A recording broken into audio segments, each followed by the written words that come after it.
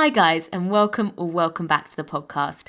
I'm your host Indira, and today I'm here with Ava Lloyd, who recently finished 5th in the World Under-20 Championships in the 1500 metres in Peru. She also won the England Under-20 1500 metres and England Under-20 Indoor 800 metres. She's a 4:12 1500 runner, and she's definitely one to watch for the future. In this episode, Ava shares her journey so far, including a challenging time during her under-17 years as she navigated puberty as a female athlete. Ava also shares how focusing on the mental side of the sport has really helped her improve. Loads to learn from and be inspired from in this episode. Okay, as always, please be sure to give the show a rating if you've been enjoying it. It helps give credibility to the podcast so I can keep bringing you guys the guests you want to hear from. Alright, let's get into the episode. Hi, Ava, how are you? And welcome to the podcast. Hi, thank you so much for having me. It's great to be on. Yeah, no, great to be talking to you. I mean, you've had a very busy summer. I mean, you've taken 2 national titles this year, competed at World Championships. There's a lot to talk about. And so, how's your morning been? Yeah, not too bad actually. It's been quite nice to just get back home after I've been away, walking the dog, and unfortunately, lots of unpacking and washing, which can't say I'm quite enjoying that as much, really. Yeah, there's some downsides, I suppose. Can't be all ups.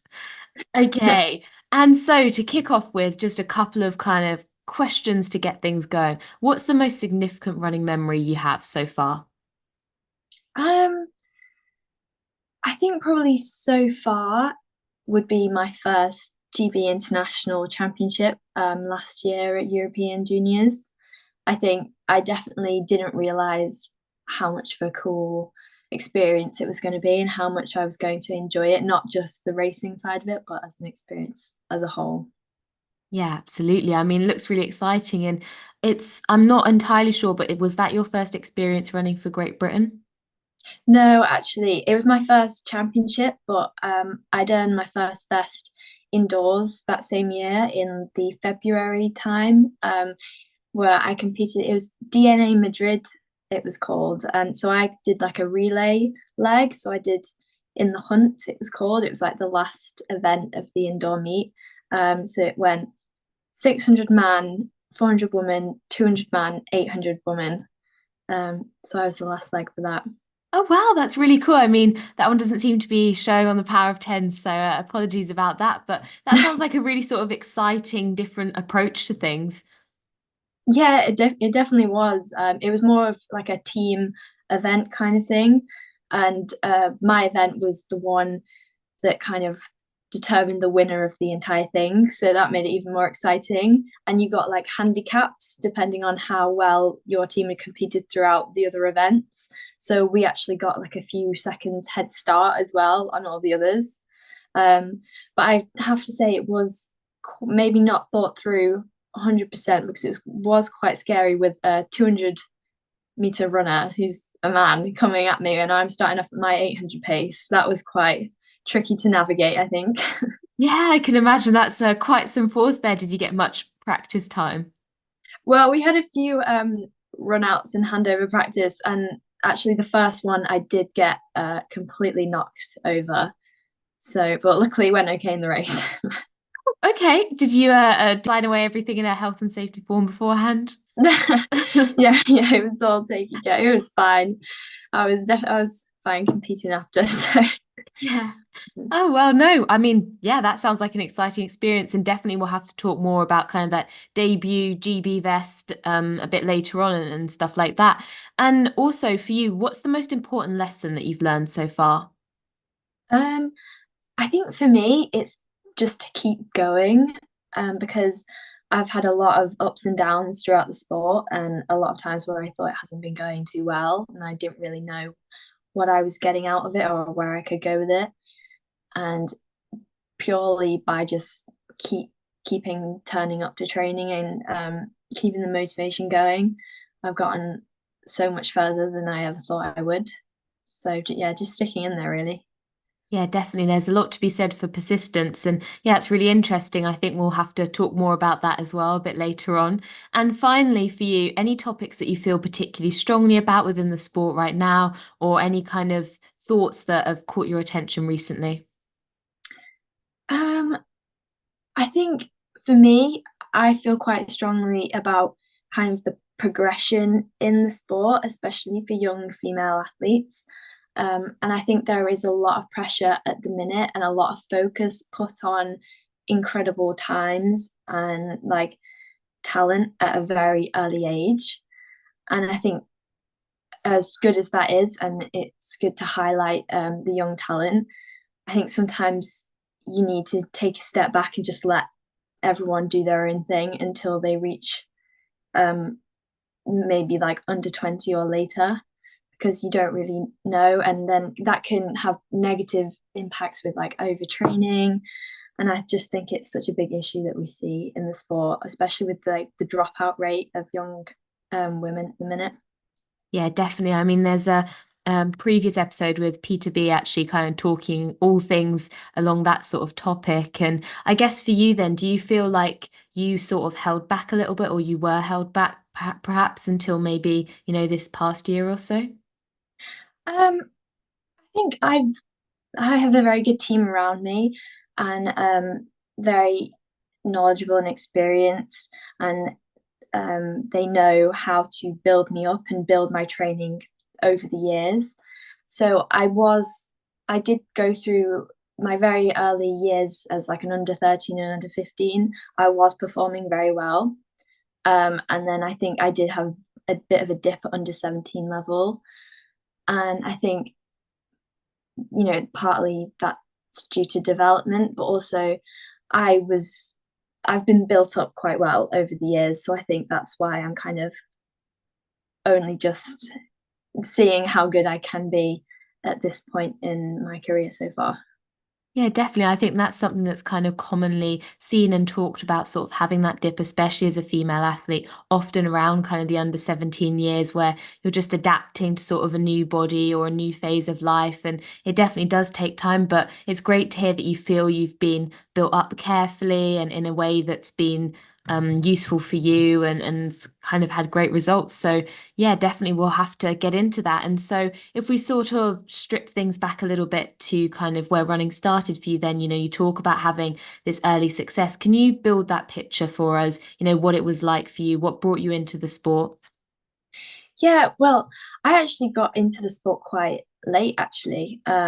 Well, from now that I've spoken to more people, I thought it was pretty early. It was, I think, year seven for me. So I was about 11, 12, and I'd done no kind of running before that, only in sports days. And we had a cross country at school for one of my first PE lessons in high school. And I actually beat everyone, even the boys, in a race. And I was so proud of myself. I was like, oh, I'm actually quite good at this. It wasn't even that hard. Um, and my PE teacher was like, have you thought about joining a running club? So I came home from school so excited and was just babbling on about it to my mom. And my mom actually used to run when she was younger, for Wigan Harriers as well. I actually still have her crop top. That's the crop top that I race in. I haven't got my own crop top yet. It's from like the 80s and 90s. That's Um, lovely. and so she was like, oh, I know exactly who to call up, because she'd actually used to train with Trevor when he was an athlete and when he started coaching at Wigan. So she kind of rang him up. She's like, please, can she join in just like one session a week? And I think when he got the call, he's like, what on earth am I going to do with an 11-year-old? But he did agree to let me join in once a week. And then I kind of got more attached to the group from there. Couldn't really get rid of me. And yeah, here we are now. Yeah, I mean, that's lovely to hear. And it's nice to kind of have that, I guess, sort of family aspect to things as well. And, your first season ever, you talk about sort of, not really having previously done much, straight off the back of school. But I see you're kind of, second at ISA National Championships. You came 10th at Liverpool. So, talk us through then the next few years and how your mindset was kind of affected by having a lot of early success. Yeah, well, I just love the sport in general. Like I loved winning and I loved doing as the best I could, but I also I was just such an energetic kid. I just loved to kind of just go and run and just, run until I couldn't run anymore. And it was just I really found something that I really liked because in like ballet and everything previously, I found some of that pretty boring. Um, so that was yeah, and I was really good at it just naturally. I found, and I really enjoyed that. And then the group, everyone was really nice to me. As I was probably slightly annoying as well. So I just loved the whole environment that came with it. Um, and then yeah, the improvements over I think my first 3 years. So last year under 13 was when that was my first season, and then my two under 15 years I noticed like a steady progression, and I just like lived for every tiny progression that I made, every PB, every kind of higher place that I got at a champs. And that all built up to my last year under 15, where I ran 2:11 and came second at English schools. And I think that was probably the big moment where I was like, oh God, I could actually be quite good at this. It's you know, second at a national competition. That's pretty impressive. And then my coach had only thought that I could run 2:14 that year. So the 2:11 kind of blew him out of the water. Um, so yeah, that was when I really got the sense that I could actually progress with that. But then also that was the kind of last year before I had a bit of a tough time. Yeah, no, it's always lovely to kind of, beat someone's expectations and surprise yourself. And I bet that was really nice to be able to deliver that performance for him because it sounds like you've got a nice relationship with him and the group. So, no, it's really great to hear. And yeah, so you talk about those next 2 years being, maybe not quite what you were experiencing beforehand. Can you walk us through kind of what happened during that time? Maybe any reflections on why it was a difficult period? Yeah, it was, I think there was a lot of changes. And especially I'd say COVID was a big impact as well, especially for my age group. And I think we really lost out on those developmental under 17 years due to that, the lockdowns and all of that. So that was a big influence. I'd also say that was when I actually started my period after the English schools 2019. That's when I started to have regular periods, and I'd say that's when I really noticed the first developments in my body. And I kind of went from looking like just the same as like a young boy, um, and there was a big difference. And I actually had quite a bit of like puppy fat going on, and so I just really struggled with like my new body, and I felt everything was so much harder. Oh my gosh, like all the longer runs I used to really enjoy, I just struggled with everything. And it just felt like my whole world was ending and nothing was as easy as it was. And I think it really took the joy out of the sport for a while. And I wasn't getting those little improvements in each session. And I think that was really hard for me as well. Just getting through it, even though I'm running worse than I was when I was like 13, 14. So yeah, I think for me, looking back now, I'm really glad that I went through that because I actually think I built a really good base, and I didn't do more training to try and maybe lose the puppy fat. I just like soldiered on through and didn't let it deter me. I still turned up to all the races. And yeah, I just eventually started to see slight improvements again and got through it. Yeah, I mean, that's so great that you shared that because I think it's such a common experience to so many girls and so many people are left feeling confused and, especially talking about how the joy is taken out of it. It's really hard when something you enjoy that you have that feels easy suddenly isn't easy. And when you see changes in your body, it's so common that people start to blame that and, overtrain, undereat, things like that. Did you ever have the temptation to say, eat less or train more across your mind? I know you said you avoided doing that, or did you have kind of good information about what was going on? Were you able to talk about it with people around you?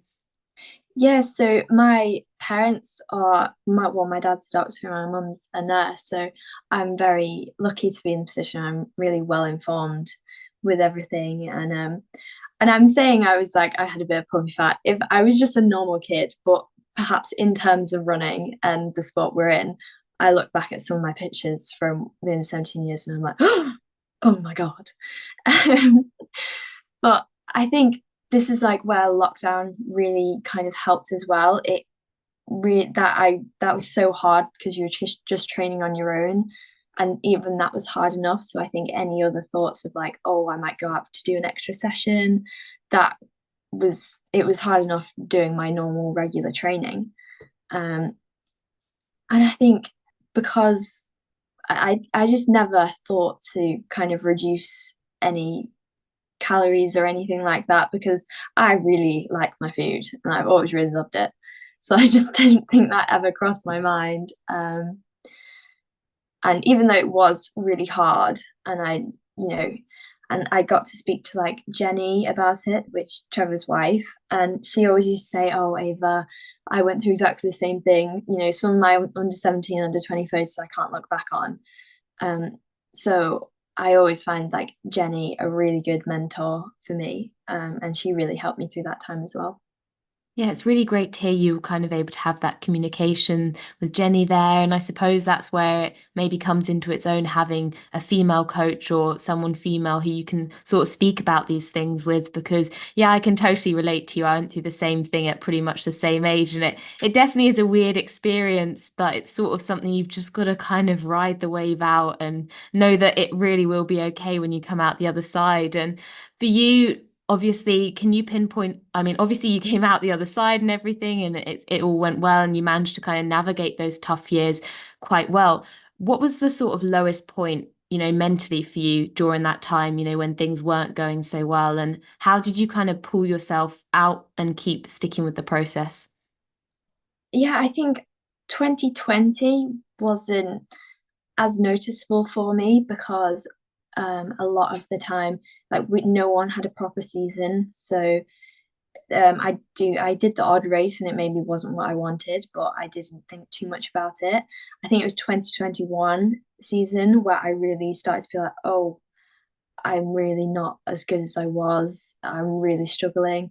I dropped, oh God, it was a 225 in 1/800 um, at Trafford one time. And I think actually, I just remember stepping off the track and my mum was horrified. She's like, oh my God, Ava, Steve Cram's here. I can't believe you just ran like that in front of Steve Cram. She didn't mean it in a mean way. She was joking about that, but Yeah, of course. that was a very significant memory for me. And then I didn't make it to English schools that year. And then school games as well. I completely missed out. I had no chance of making school games. And then even in the years after that, everyone would refer back to school games and, oh, do you remember then? Oh, it was such a good experience. And even now, like you see the younger years go through it. And I just wasn't, I didn't make it. And I think that 2021 was one of the hardest years I've ever gone through, in terms of just missing out on opportunities and feeling like I was underperforming. But then I think it was because of, those conversations that I had. Oh, do you remember school games? I was like, no, wasn't there. That made me really turn it around for 2022. And there was actually a training camp that I went on at the end of 2021 to Font-Romeu. And that was my first ever kind of training camp in winter time. I had gone to South Africa previously when I was a lot younger in 2019. And I actually went with a few of the futures athletes. And then I think it was just being in that environment with all of them. And, they've all got the GB vests and training with them. And I was really like in awe of all their experiences and their lifestyle. So that kind of reassured it at that moment in the October of 2021 that this is what I want to do. I'm going to have to get my head down. And it just, yeah, really cemented that, okay, it's not been great, but I am committed to this. Yeah, definitely. I mean, there's nothing more frustrating than that feeling of knowing that something's not quite right and knowing that you're doing everything right, but still you're not getting the results you know you should be. But it's great to hear that you were exposed to those environments and, you're able to keep motivated and keep sticking with the process. Do you think that the outcome would have been different if you hadn't had that exposure and opportunity to, say, go on those training camps? I definitely think that they have a big impact. But everyone thinks that it's just the like going on the camps that themselves that's what makes you better, and that can have the positive impact, and that's true to a certain extent. But it's also like the work that you put in like whilst you're on them. I'd say like training camps are probably some of the most mentally draining and challenging things that you can go through when you're an athlete. There is no escape from running when you're on those, no distractions whatsoever. Um, but yeah, I definitely say my opportunities to go on them, and then the exposure to the company I was with definitely helped turn things around and has really helped me with my progression and development. Yeah, no, it's great to hear that they've had those positive effects on you. And I think it's interesting you say mentally draining because some people express them being almost the kind of opposite with everything set up and making it easier to facilitate kind of more effective training. So are you someone who prefers to have a little bit less kind of sole focus on running and keep a bit more balance in your life? Yeah, so I love kind of just having that little outlet. And I do find that I can tend to get a bit hyper focused on athletics. Like I always tend to lean that way, no matter how much I try to like distract myself.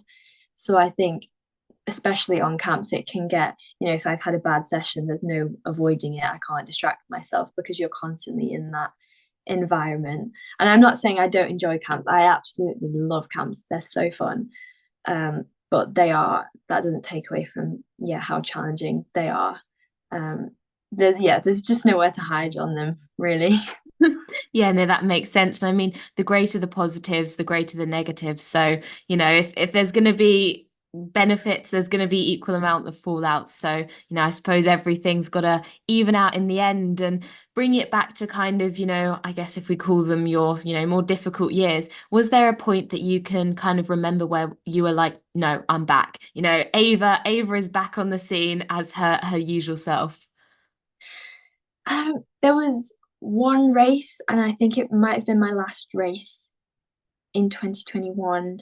Oh no, it wasn't my last race, but it was my last 800, and it was at the Northern Under 17 Championships, and we went all the way to Hull, which props to my parents, even though I wasn't running the best. That is a long journey for us to make, and we stayed overnight as well. And I was racing against the girl, Ella Greenway, who I came second to at English schools in 2019, and then a few other girls that I'm really good friends with and I knew quite well. And I think I just missed out on a medal, and I came fourth, and I ran 2:13, or 2:14. I think it's one 13.94. there we go. And I think it was that race, and I was actually so close to a medal. And I made like a break at 200, and I kind of got that sense like, oh, I could actually medal. And then even when I came fourth, when I finished, I think I just burst into tears because I was like, oh, I'm not actually that bad. I can still do this. And I just remember some of the other girls coming up to me. One of them, who I'm really good friends with now, Lucy Scullin, and she just like hugged me, and I was like, I'm just so glad, like I can still do it. I'm not actually terrible. And she, knew how much it meant to me as well. So that race was definitely, I think, a light at the end of the tunnel kind of moment. Yeah, definitely. Sometimes, the tunnel can feel a bit long or never ending, but there almost always is some kind of light at the end of the tunnel. I think, what you highlight really nicely here is the importance to just keep going, keep racing, even if you don't feel you're at your best, even if you don't feel things are going well. If you're enjoying it and it's something you love, keep going with it. And, eventually things will all come out on top. And so I guess then, if we sort of spin things forwards, take things back in time, you gradually built up again over the years, rising back up to the top, some, top finishes at, national championships over the years. Talk us through what it was like having your first representation for Great Britain. Oh gosh. Yeah, it was just something that I'd kind of imagined and that I'd dreamed through for ages. It's kind of that like pinnacle thing, like you want that kit. I don't think you'd ask any athlete in the sport that if, that's their main aim, to make one of the teams.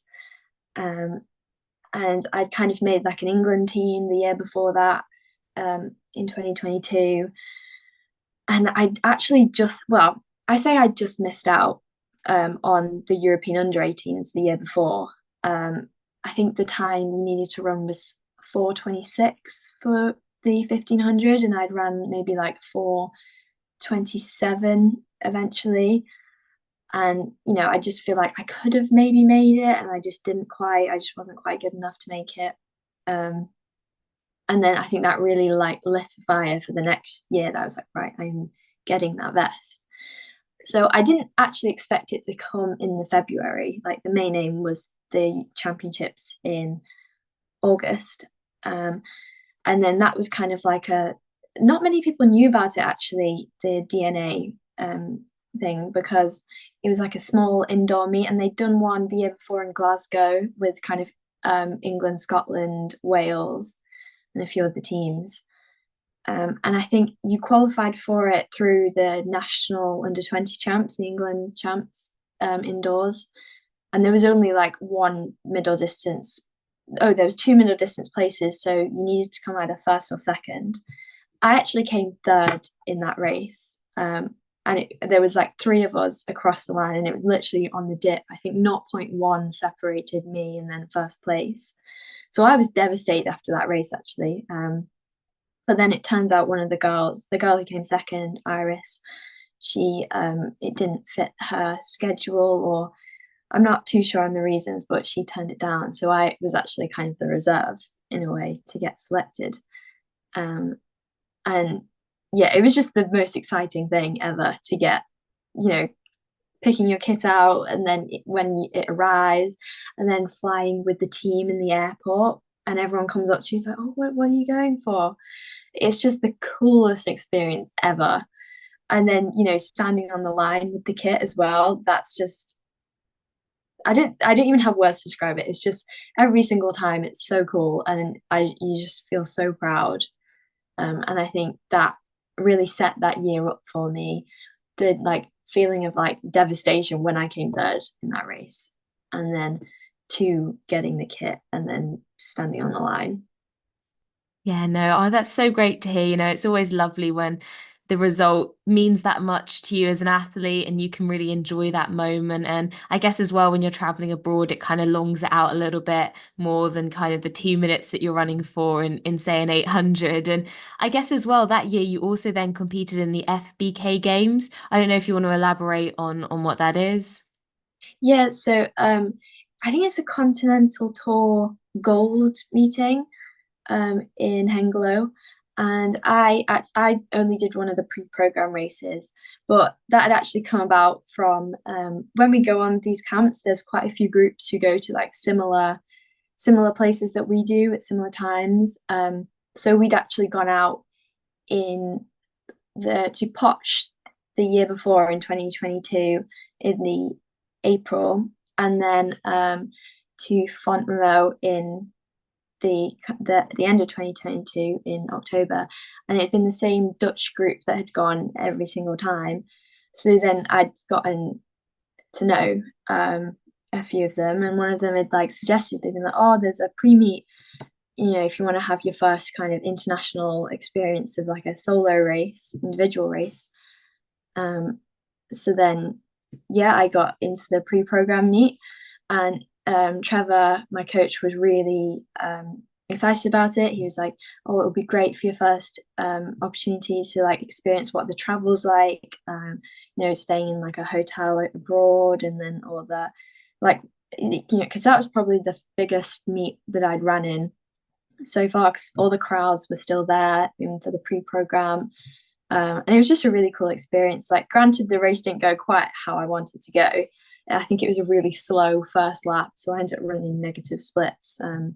But the whole experience in general, it was kind of aimed to set me up for those European champs because I'd never done an individual race outside the UK. So it was a bit of practice for that, really. Yeah, no, it definitely seems good to kind of have something to break your teeth on to start with, I suppose. And was there anything during that experience that you kind of took learning from that you were maybe more on it then when you did do those European Championships? Yeah, I think the just learning how tiring the travel can be in itself, and how being in that kind of like alien environment is, it takes a kind of different mindset to kind of handle that. And you've got to be able to kind of go with the flow. And in case something goes wrong, you have to be easily adaptable. And so I think those were definitely big things for me. And then also just being in the environment, seeing the other athletes that were competing in like the main event.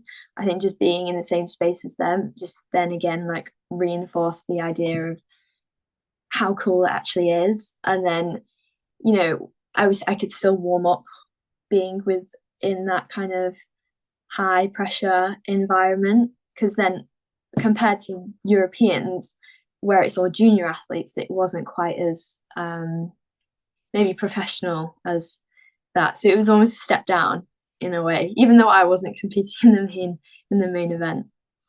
Yeah, no, I mean that sounds like a good kind of mental way to enter a championships, kind of feeling like you're stepping down as opposed to stepping up. And yeah, so let's talk about those European champs because that was your first major international championship. And I mean, you finished 10th overall, which was a great result.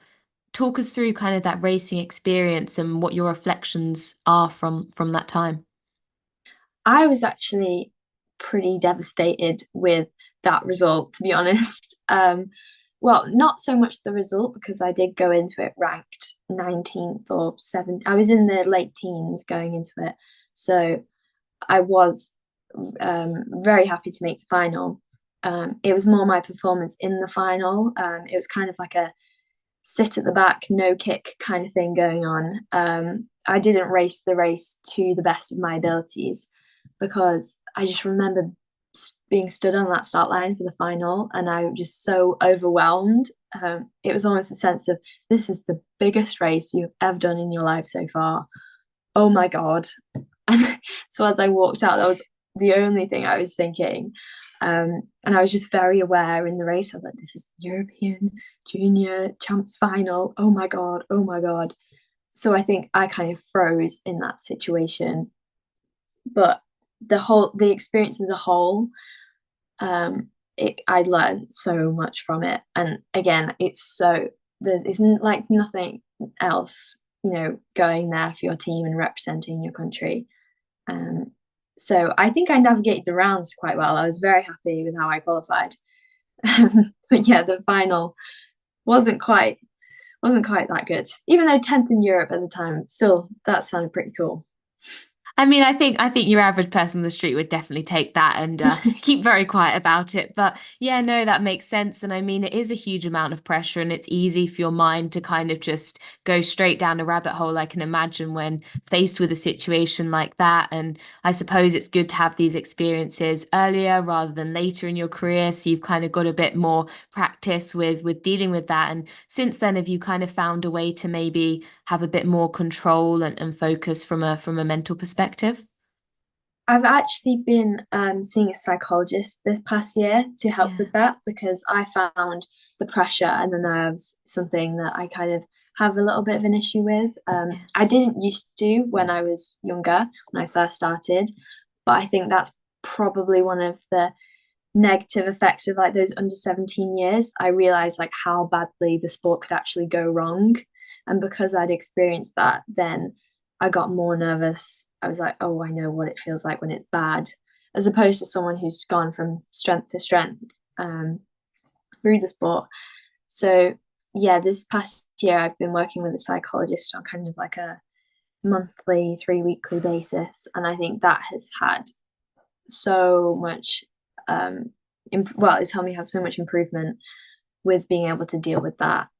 And I think a lot of people should, be able to access resources like that. I'm very lucky to be in the position where I can access it. And I think a lot of people kind of maybe scoff at it, but it's had good effects for me.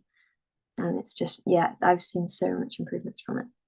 No, that's great. And I think it's great that you mentioned that as well, because so often the mental side of things is kind of let slip. And just because you can't see it, it's difficult for people to kind of properly quantify maybe the magnitude of a problem or situation. But actually, these things are really important. And, like you say, especially when you've had some more difficult years and you're aware of kind of the reality of the sport, it is good to build in these kind of processes and work with someone who can actually help you there. So I know I think that's a really positive thing, and also good that you acknowledge kind of it's something that it would be more beneficial maybe if more people could have access. And for you, you say it's been a successful situation so far. What's the biggest thing that you've been able to take away from the work you've done?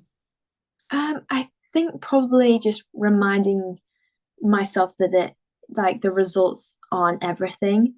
And as long as like I kind of felt that I put everything out there, then there's not really any more that I can do with that.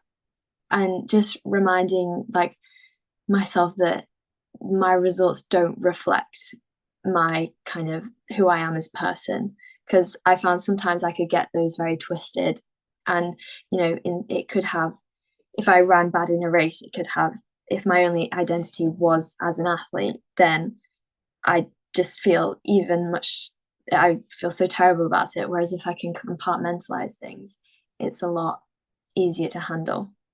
Yeah, definitely. I think that's an excellent point you bring there. Kind of identity and its role and relationship with you on a personal level, you as an athlete, and how the two can get combined. Would you say that recently or more recently you've kind of worked to find other identities, or have you worked more on separating the athletic side of your kind of already existing or previously existing identity?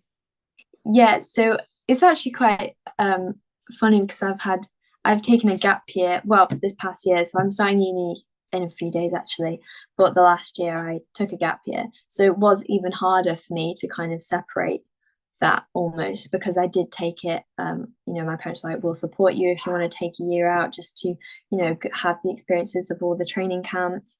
So I think the psychologist was essential to make that differentiation between myself as an athlete and as a person. And I think I had to work super hard to make those distinctions, and make sure I kept meeting up with friends and had those kind of like experiences and fun outside the sport. And I think taking a gap year, it could have gone like completely opposite way, and I could have just been so focused and wrapped up in it that I kind of just lost it. But I think it's really helped me adjust to more intense training, and then the ability to differentiate, I think. No, wow. Wow, that sounds incredible. And also, like, it would have been quite an intense experience coming out of A levels, having a whole year to kind of devote to running. And yeah, it makes sense that you would definitely want to have some external help, probably, and really work on differentiating between the two. And I guess on that note, the decision to take a gap year, what kind of led to that as opposed to maybe going to uni and setting up a, I guess, uni style training routine? Well, I think it actually was very spontaneous. I was all set to go and set to start university. I'm going to University of Manchester, so I wouldn't really be moving too far anyway. Um, and then I think it was kind of when I was going through all like admissions and in like the beginning of the September, and I kind of gone like looked around and I'd set up my accounts and everything, and then I kind of just had, it was like a realization. I was like, I don't know if I can go straight back into it after A levels, because I actually really struggled with the balance for A levels because I really wanted to get good results, but then I also dedicated myself to going to European champs. And I really wanted to make that. So I found juggling that so tricky. I think my last exam was actually, it was the day after the finals at the national champs, which were in Chelmsford, and it was like the morning after. So it was like a 7 hour journey back after my race, which I didn't actually do very well in. I came fourth. Didn't think I was qualifying for Europeans. Got back maybe midnight time, was like revising in the car, but I get car sick as well. Devastated from the race, thought I wasn't going to Europeans. Had to wake up the next morning in the morning, go to my exam, 3 hours in the exam hall. So I think it was just after my whole experience with A levels, I was like, I just need a bit of like a mental break, and just to, really find myself again after that. Yeah, I wanted to kind of experience what that athlete life was like, because I think it can be really hard in itself just to, if you do end up so successful that you can become pro, that's your day-to-day life, just going to training in the morning, coming back, going again in the evening, and being able to cope with just that routine. And it's actually really boring. I'm not gonna lie. So I wanted to experience what that was also going to be like slightly. And yeah, just see how far I can go in my last year as an under 20, to kind of bridge that gap to under 23 level and senior. I also thought that was really important as well. So yeah, that's why I ended up making the decision. Oh, interesting. Well, I mean, it took you to fifth in the world, so not too bad. Fairly good return for your investment there. But gosh, no, that definitely is. It does sound very sub-ideal. Balancing A levels, competing at that level, and it does seem that these days, I mean, times are just going down and down and down. The resources and training types and extra support you can receive is just honestly off the charts, probably way beyond what Olympians were doing maybe even 20 years ago. So it is a huge challenge to balance the two. And, you talk about how it took it out of you kind of mentally as well. And it's also an interesting decision to kind of experience that pro life maybe before, I guess, fully committing a bit later down the line, and, quite wise in some respects to make sure you know what you're getting yourself into. And would you say that, post this year, you've kind of made the decision to commit yourself to trying to become pro in the future, or have you kind of revised your thoughts around that? No, yeah, absolutely. I think it's definitely helped because now I'm really looking forward to going to university now. I'm so excited to start, something else outside of it. But I also think, the differences that you can have with like recovery and all of that. And it is actually quite a nice life, going on all these camps, and yeah, just having that little taste of it. I think that would definitely be like the dream goal in the end. But, you have to be really good. And I also would want to go through university. You always have to have a backup. And I think it's also really important to get that education as well on the other side of it.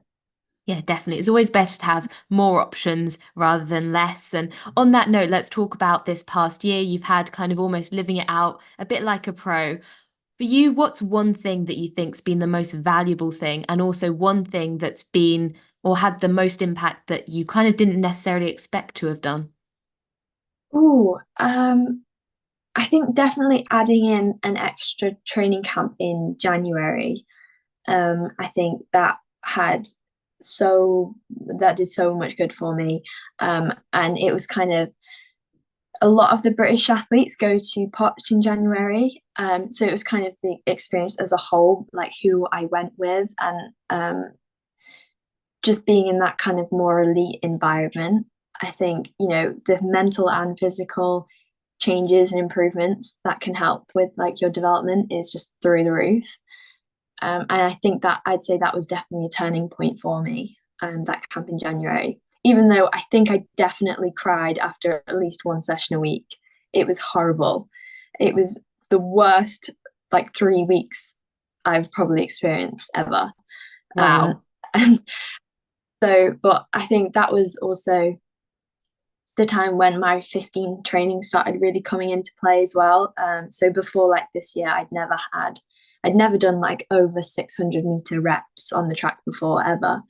And then all of a sudden in January, I was getting like Trevor was going out telling me to do like a 1200 meters, and I'm like, Trevor, what on earth is this? He's like, well, and he actually said to me, he's like, you've been training as an 8 runner up until this year, so this is actually the first year that I've started training like a 15 athlete, and not just focusing on 800s in my training. I didn't know that, that's kind of down to Trevor. But yeah, I think the change in my training and then that camp in January have had such big effects on me this year. Yeah, I mean, definitely. I mean, you took your 15 down from a 420 to a 412. So, that's quite a special time really there. And I guess as well, you talk about kind of, maybe changing up training a little bit this year and that having a big impact. Can you maybe share some of the sessions that you found maybe the most pivotal for you? Oh, I'd probably say we actually do a lot of kind of endurance sessions. Everyone kind of thinks that our group is more speed and lactic based and that we don't do any kind of longer stuff, but that's so not true. In the wintertime, it can be quite horrible. We do a session called we call it a gears run, and it can be like a 50 to 65 minute progressive tempo run. And then we have like 3 different zones, and there's different combinations of like you going up and down through them. And I think that just if you can get through that, then you can get through most things, because those sessions are horrible. And there hasn't been like a significant change in a lot of my sessions. It's just kind of like a few extra reps here and there. And I've also added in like a long run now. I never used to do long runs. I think my longest run was maybe 45, 50 minutes. But now, well, I say it's longer, but it's like 60 minutes. It's my longest run. I think just even like little tweaks like that have definitely made a huge difference for me. But yeah, just small improvements here and there, and like just adding an extra rep here and there has definitely made a big change. Yeah, it's often the small things done carefully and slowly over time that add up to kind of those big changes that everyone's looking for. And you mentioned their sort of zones, and that all sounds very kind of calculated. Does the group, or within the group, do you take a kind of scientific approach to training, or have you done much testing, or is it kind of, do you tend to run on feel? It's mostly ran on feel, I think. I think on when we go on camps now, there's a lot of groups that are out there with us that, after every rep, you see them like taking their lactic, and, they're shouting out their heart rate to their coach. We don't really take that approach as much. I think when I was a lot younger, when I first started doing gears runs, and I asked Trev what like the zones were, he was like, right, the zone 1 is easy run pace, or maybe slightly faster, that you do your normal runs at. Zone 2, you should be able to say the odd sentence, the odd words, quick words with each other. And then zone 3, you shouldn't be able to speak at all. So that was how we made the distinction. And yeah, so I would probably say it's less scientific than a lot of groups at the minute. No, I think there's so much merit in kind of listening to your body, because at the end of the day, we've been on this planet for a very long time now as a species. It would make sense we are able to kind of judge ourselves quite well. And are you someone who is good at sticking within your zones? Have you got good self-control? Yeah, it's probably one of my favorite sessions. So I think I do quite well at it. Yeah, I really enjoy it. And some of the others can fly off in zone 2, and then you catch them in zone 3, and that's always a fun experience for me if you're sticking to it. Nice, I love that. And I mean, this year brought you a lot of success. I mean, you took the indoor under 20 national title in the 800, you took the England title in the 1500 under 20, obviously competed at the British champs, you've competed in Italy, Belgium, and most recently Peru in those world champs, and we'll talk a bit about Peru after since they're the most recent. But of everything that's come this season for you or this past year, what stood out to you as the race that has meant the most? I'm probably gonna have to say the race at Watford when I ran the my 4:12. I think it was just such a pivotal point for me in the season. And I had been running well up until then. Like you said, I got the indoor title in January, in like February time, and then I started my indoor 15s off really well, and I just noticed like PB after PB with that. But I think up until the race in Watford, a lot of the races that I'd been getting into, I was kind of maybe ranked top three fastest times in them. So even though, I did have that ability in me to run that time, the races I would was being put in, um, they weren't really conducive to the fast times, and didn't have an opportunity to just run freely almost because I was like at the front in a way. So I think for me, I just needed that race at Watford to realize the shape that I was in. And I was so excited when I saw the start list because I think I was one of the slowest going in.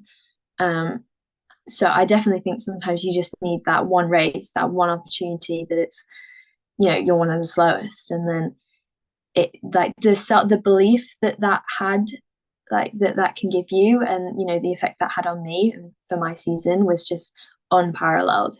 I think after that. Yeah, I mean, it was an incredible time, and it's put you 10th on the all-time list for under 20s, so it's definitely a very special performance. And you talk about it having a really positive mental effect. How did it change maybe some of your goals and ambitions for the season post that race? Yeah, it was even a surprise to like me and then Trev and Jen, because I think they'd said previously after one of the sessions that I'd done before that, thing like, oh, she can run 4:12, like if everything goes perfectly, and if it was like the perfect race, she was in a train, she'd run 4:12, I think. But then to do that in, it was a really good race, but it wasn't kind of, the most perfect race that I could have been in. I ended up winning the race, and a lot of times, PBs don't come from winning a race; they come from getting dragged around. So I think that ignited like a new excitement in me, and then in Trevor and Jen, like what I could actually do. Um, so I think it just helped us realize like, oh, I actually have a lot more in me than even a 4:12, which unfortunately I didn't get the opportunity to do this season.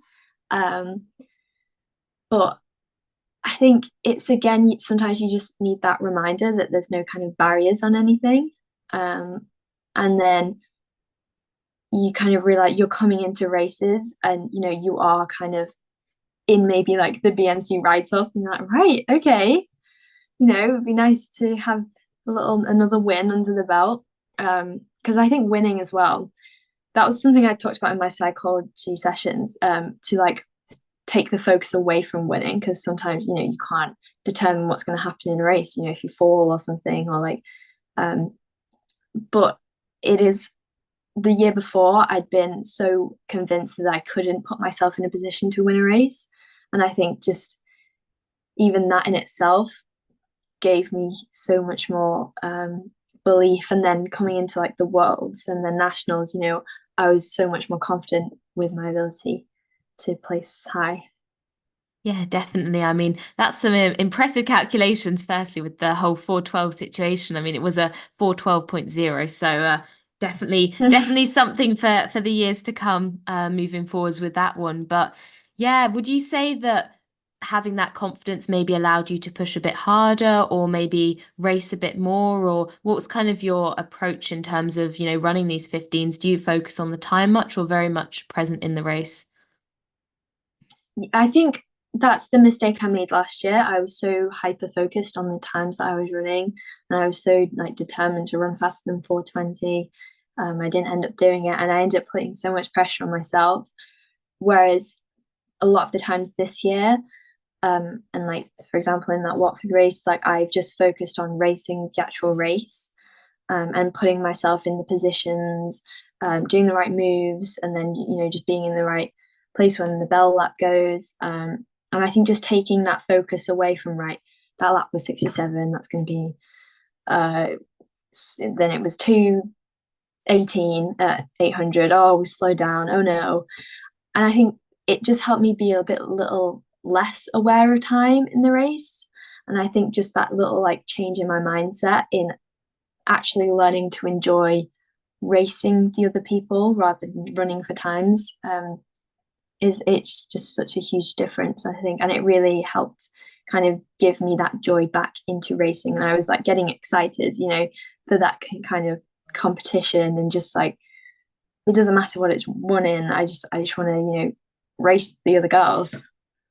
Yeah, definitely. No, I think that's such a trap that so many runners fall into, kind of really wanting those times. But it is so true, when you race the race, the times come with it. But it takes a certain amount of trust and kind of ability to lock in mentally to get that. And so if we move on to sort of the World Championships, then that's a year after pretty much you did those Europeans. Firstly, let's talk about the comparison. What was going through your mind on the start line of the recent world champs where you finished a spectacular fifth? I think if you'd asked me last year and like to watch how I compose myself, and like if I could like hear my thoughts this year compared to last year, I would not recognize myself. I think I was so surprised by how highly I was ranked going into it. I think I was ranked fourth on times. Um, and then it's just a whole new weird landscape that you have to navigate, that you are actually in a competitive position. It's not like you're going into a race thinking, oh, I don't care where I come, like I'm just so happy to be here. And it was a big thing for me shifting my mindset from I'm just happy to be here and run for my country to, right, I want to race this race, I want to be competitive, and show that I can compete with the best girls in the world. So I think stood on the start line in Peru, it was very much like, what can I do here? And honestly, I'm gonna say that I've never been more gutted after a race, I think, because it was not how, I know you can always say it doesn't go how you expect it to go, but I've never been in any more violent or kind of brutal races than the heat and the final at Worlds. Oh, It was wow. on the amount of elbows that were going out, and I could not, it seemed as if every like move I did to try and tuck in more, I ended up like wider and running in like lane 3. um so I like look back, and even I can't tell when I rewatch the race like what moves I could have done to get myself in a safer position. So yeah, I think that experience is like going to be invaluable for me in the future. um but yeah, I'm very proud of like how I coped with it and how I went through it. But I think the end result probably wasn't what I wanted. Um, but yeah, now I'm very reassured that I can give some elbows back now after it.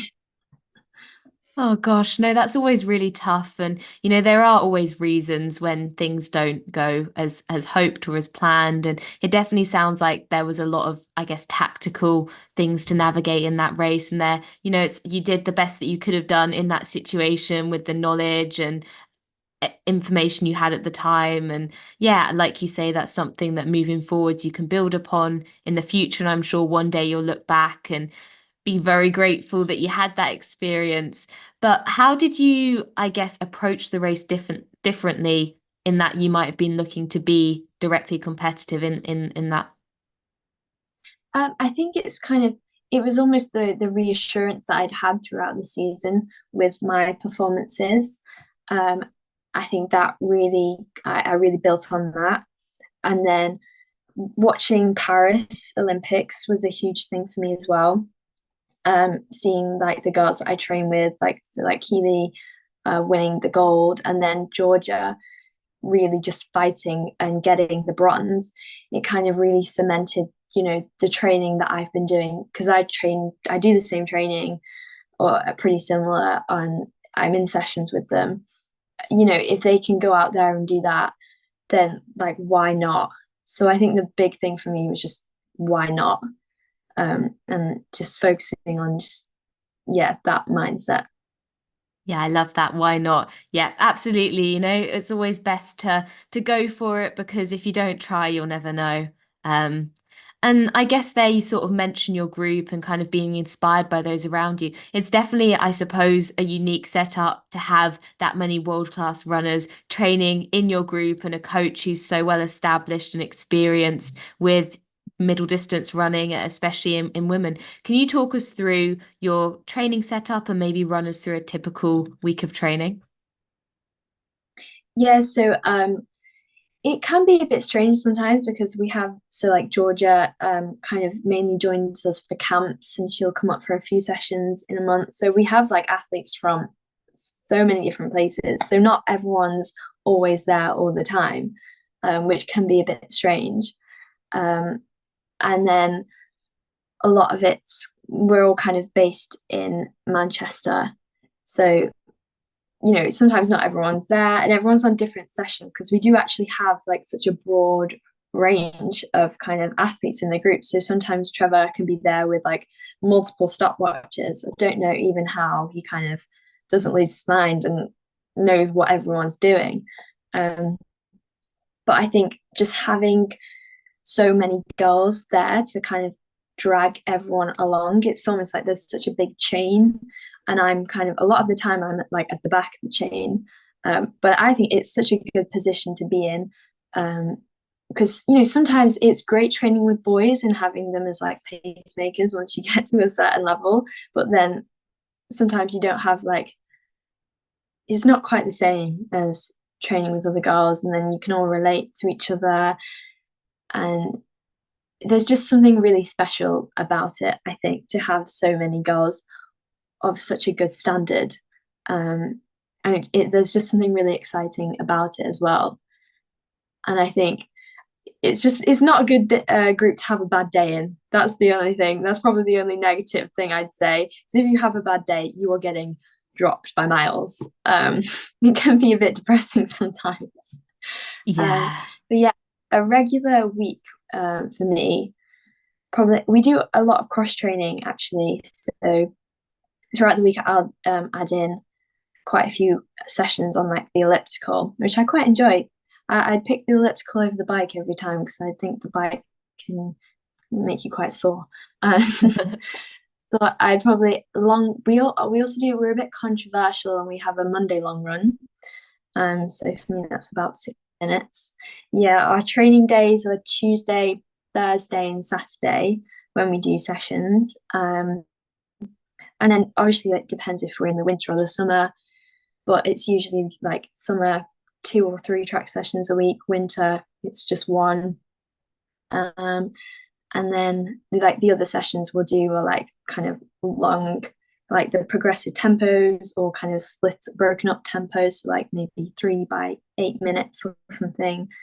And then I also do 2 gym sessions a week on Mondays and Wednesdays, which I think this year has been invaluable to me. I've gone up from 1 session a week to 2, and I think just being consistent with that, it's been the changes has been incredible, and I've been really focused on like developing my strength and like building on it every week. So I think that's a big improvement that I've made this year, which I've really seen the effects of. And then on a Sunday, it can either be like another like short run in the summer, or we can be all over the show in winter. We do like sand dune sessions or step sessions, or hill sessions on a Sunday. So Sunday is always a bit of an interesting one in winter. Sounds like fun though. And when you say step there, do you mean like running up and down stairs kind of steps? Yeah. So we go to like there's this big kind of like old garden thing, and there's just that it must be about 50 meters or maybe longer, 50 to 70 meters of just pure steps, and we do the rep after rep of them, and it is horrible. Your legs start shaking after maybe like 2 reps. Wow. No, that to be fair, I do remember actually I used to do a little bit of step running when I was a lot younger, and there is something about stairs that do just kind of make your legs go. But no, that sounds really fun and really interesting, and yeah, nice to have that variety in there. And I guess over the past year, have you encountered any kind of challenges? And if so, how did you overcome them? Oh, I think I've actually I've struggled with kind of track sessions this at the beginning of this year. I found it really hard doing kind of longer reps on them because I've never well, up until this year I've never done them before, and I think I found like I couldn't deal with like my concentration almost. So I was having I really there was quite a few sessions that I just couldn't quite get my head around. It was such a big change for me. But I think, yeah, just sticking at that throughout the year has, oh, well, it's obviously really helped my 15. Um, and working with my psychologist as well, managed to get through it and yeah, come out the other end and be able to run more than 600 meters in a session. I mean, going from six to 1200s, that's like a 100% increase, right? So, you got to give Yeah, yourself a bit exactly. of credit for that. Yeah, it's a huge difference. Yeah, exactly. And it does take a lot of mental concentration actually to just, tick off the laps round and round the track because the track ain't changing. So No. it's pretty mundane at times. And finally, for you in terms of kind of reflections and things like that, what do you think makes you a successful athlete? I think I'm gonna like go back to like what I said at the very start, like with like the lessons learned. Um, I think just sticking in there. And I think I'm like the one of the most things that I'm most proud of is that I'm still here and I'm still kind of putting out decent times and still being able to be competitive. Um, and I'm just so proud of myself for doing that. Like, no, even if I wasn't maybe performing to the level that I have done this year, still kind of being in the sport is just something that like no one can take that away from me, I think. And I'm just after all the things that I've gone through and how much I've struggled, maybe thought, oh, I want to quit. I'm not as good as I used to be. Yeah, I think no one can take that away from you if you carry on. And I think that's, turning up to training every day, even if it's not always gone the best, is just, you can't really, yeah, there's something really special about that, I think. Yeah, no, that's really great to hear. And yeah, once you sort of own it for yourself and take control, then no one can take that away from you. And yeah, it does pay out to go through the tough times and ride those harder journeys for sure. And actually a follow-up kind of around that, what motivates you to keep going? You've had a lot of success. Some people might feel satisfied at this point, but for you, what is it that keeps you going? Well, I think even though I just said all of that, at the end of the day, I am only 19. I'm acting like I'm like almost retired or something from athletics. But I think like like I said, like there's this whole focus on young talent and young developing talent. But at the end of the day, if you're in the sport, your ultimate goal is to have like a long and successful career in it, well into your early 30s almost nowadays. I think there's so really like my journey in the sport is kind of only just starting. Now that I'm moving out of my junior years, it's just and it opens up so many different paths and different opportunities now than I had before. And I think this whole new world of kind of, under 23s and seniors is almost exciting in itself. Everyone kind of gets scared for that because obviously it's a lot harder and it's a huge jump almost. Um, but I kind of look at it, yeah, I've got my whole career in front of me, and the ultimate goals, like everyone wants to go to the Olympics. And so I think just like the excitement of, okay, I have done so many cool things and I am, pretty good, but I'm pretty good for a junior. And I think it really helps with the group I'm in as well, seeing the senior success. But yeah, it's a whole different ball game really, and you've still got everything to play for. I'm only 19.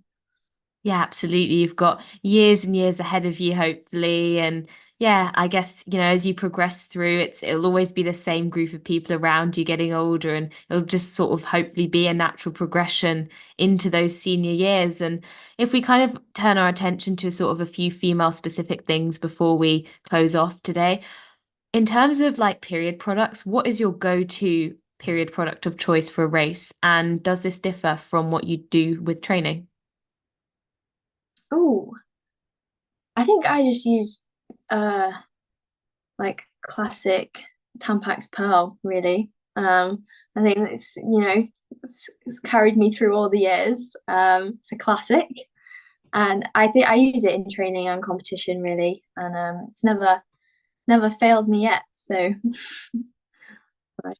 Yeah, absolutely. I got to agree with you there. I do quite like Tampax actually. Not that they're sponsoring this or anything. And have you ever noticed any differences in your performance, but also how you feel in terms of training and performance as the different phase of your cycle kind of come along? oh, absolutely. So the week before I come on is horrendous for me. Um, I feel so down and everything feels so much harder. If I'm like underperforming on a session or something, I'm not hitting my times. I'm like, oh my God. And I just have to look at my calendar and be like, no, it's okay. It's still, I'm, I'm due on, it's fine.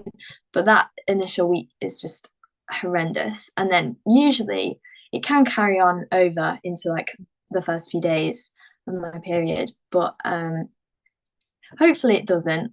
And then if I end up racing at that point, it is all mental. Like you can, well, I have no, I can still like perform even though I'm in that week. So I have to work really hard to not let it get in my head too much. So in sessions, if it's going bad, it's the week before my period. If I'm racing, then I'm like, no, doesn't mean anything.